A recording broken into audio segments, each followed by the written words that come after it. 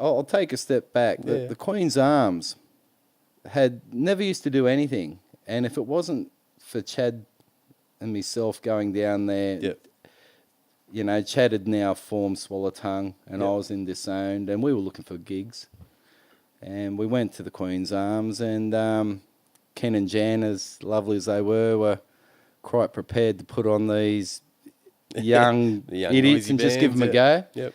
And it turned into a whole scene, and I'm so stoked that we were right at the cusp of making that happen. That scene happening, because Maitland had nothing. Yeah. Well, sounds awful to say, but it was true. We had nowhere that would play original bands. Yeah. It was the Clubhouse or Shakers. Yeah. You know, and if you weren't playing covers, you weren't going to play the Clubhouse or Shakers. Yeah.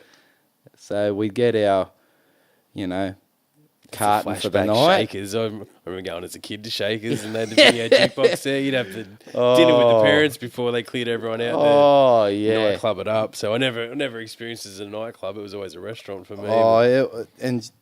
Shakers the restaurant wasn't much better than Shakers the club, I tell you. You know, but it seemed very rough from memory. It was like I can't see this being a great venue after hours. Oh yeah, it was one of those spots that, you know, if you didn't smoke, you certainly took in your fair share back in them days. You know, it's a lot of covers bands back in that scene. Yeah. But you know, so it was one thing that I think was a really good thing, was that the Queen's Arms did that, because it opened up another avenue and an outlet for people to go to. You know, it's so it's the Queen's Arms Hotel at Maitland, for anyone who's not familiar with it, the pub up there. I tried to get some stuff going there a couple of years ago, and whoever's there now is just like, not interested. And doing it now. And you know, the room's changed to what it used to be. Like, there used to be carpeted walls, carpeted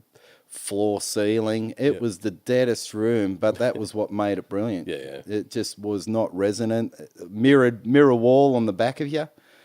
You know, it was just incredible. So, you know, we moved from being, I guess, with Disowned, to Chad and I standing at the Queen's Arms one night with Mick Rudder, actually, who used to play in a local band in Maitland back in the day. Struggling to think of their name right now, but they were a damn good band too. And we were amazed by this drummer. He had a broken arm, and he was playing double kickers with one foot pedal, and playing doing the hats and snare with one arm, and that was Doc. And Jared Doc Payne, for anyone who's not familiar with Doco, he's a living legend. He was the first drummer I ever played with at high school at Rutherford. He was up helping someone with a HSC, and I came in and just started playing the Rockin' in the Free World riff by Neil Young, and he just slammed in with it. Now, you know, you could not meet a nicer fella, really. So I remember the day after, I must have been talking to him that night, because I found out his address. And I went around, can of Coke, bag of weed. And sorted. And just hit him up if he'd be interested in playing in a band, and he was keen. So that's where it all started. And, you know, I think of our first cover song, you know, we lined up a few cover songs, and the first cover song we got to line up was War Pigs, and I thought, this can't be any better. You know, so, you hit the golden wicket.